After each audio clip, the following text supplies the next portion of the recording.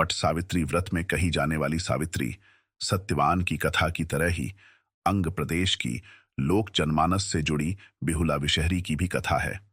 Channel को subscribe कर लिया है इसी विश्वास के साथ। चलिए कहानी शुरू करते हैं। बहुत समय पहले की बात है। अंग प्रदेश की भूमि पर चंपानगर में एक महान व्यापारी चांदो सौदागर रहते थे। वे शिव के भक्त थे और अपनी समृद्धि और व्यापारिक कौशल के लिए प्रसिद्ध थे। चांदो सौदागर के 7 पुत्र थे, लेकिन उनका भाग्य दुर्भाग्यपूर्ण था। कहा जाता है कि मनसा विषहरी शिव की पुत्री है, लेकिन चांदो सौदागर शिव भक्त थे। वे मनसा विषहरी की पूजा नहीं करते थे। द्वेषपूर्ण होकर मनसा विषहरी चांदो के परिवार को मारती चली गई। इस तरह उनकी भक्ति और प्रतिष्ठा से ईर्ष्या करते हुए सर्प देवी मनसा विषहरी ने उनके 6 पुत्रों को सर्पदंश से मार डाला था। अब मनसा विषहरी चाहती थी कि चांदो सौदागर उनकी पूजा करें, लेकिन चांद सौदागर ने मनसा विषहरी को एक छोटी देवी मानते हुए उनकी पूजा करने से साफ इनकार कर दिया। इससे मनसा विषहरी क्रोधित हो गई और उन्होंने घोषणा की कि चांद सौदागर के 7वें पुत्र बालो लखेंद्र की शादी की रात उसकी भी मृत्यु सर्पदंश से हो जाएगी।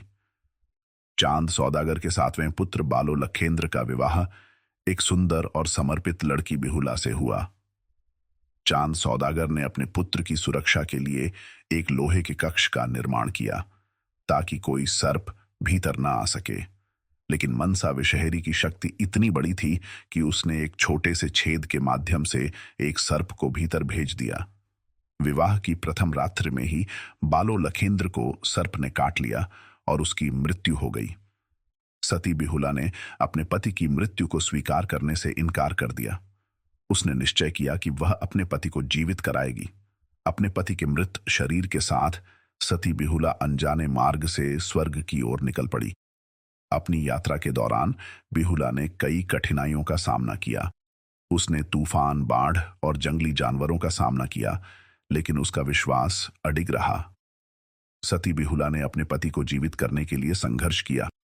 उसकी भक्ति और दृढ़ता ने नदी के देवता, वन देवता और अन्य दिव्य शक्तियों को प्रभावित किया, जिन्होंने उसकी सहायता की।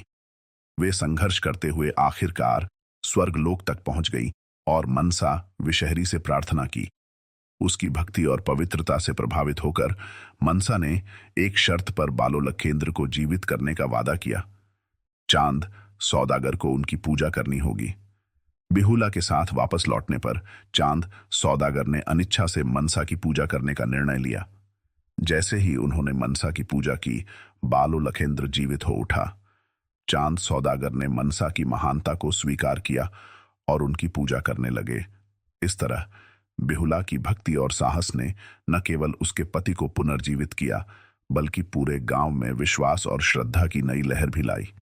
बिहुला के इस अकल्पनीय संघर्ष ने न केवल पति को जीवित करवाया, बल्कि पारिवारिक, धार्मिक, सामाजिक स्तर पर खास योगदान दिया। यही वजह है कि अंग प्रदेश की लोक जनमानस में बिहुला विषहरी की कथा रच बस गई है। साथ ही हर साल जुलाई से अगस्त के बीच 1 माह तक अंग प्रदेश के इलाके में बंगाल और बिहार की भूमि पर बिहुला विषहरी की पूजा होती है और बिहुला लखेंद्र की भक्ति और प्रेम की अमर कहानी सुनी और सुनाई जाती है। 17 से 18 अगस्त को अंतिम पूजा की जाती है। न केवल भागलपुर, बल्कि बांका, मुंगेर, पूर्णिया, कटिहार समेत आसपास के बंगाल और बिहार के जिलों में यह त्योहार मानने की वर्षों पुरानी परंपरा है। बिहार का भागलपुर इसका मुख्य केंद्र है। इस वीडियो को यही समाप्त करता हूं, इसी आशा के साथ कि आपने इस चैनल को सब्सक्राइब कर लिया है।